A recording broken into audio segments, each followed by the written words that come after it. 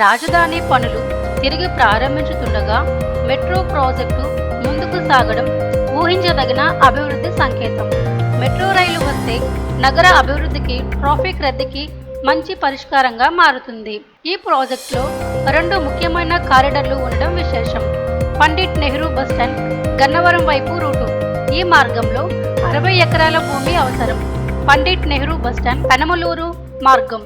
ఇది ఏలూరు రోడ్ మీదుగా ఉంటే ఇక్కడ 3.5 ఎకరాలు మాత్రమే అవసరం.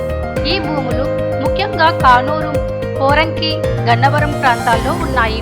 భూసేకరణ పూర్తయ్యాక మెట్రో నిర్మాణం ప్రారంభం అవుతుందని సమాచారం. ప్రస్తుతం అధికారులు ఈ భూముల స్థితిని పరిశీలిస్తున్నారు. ఈ మెట్రో ప్రాజెక్టు వల్ల ప్రయాణికుల సంఖ్య పెరుగుతుంది. అలాగే ప్రజలకు వేగవంతమైన రవాణా వ్యవస్థ అందుబాటులోకి వస్తుంది.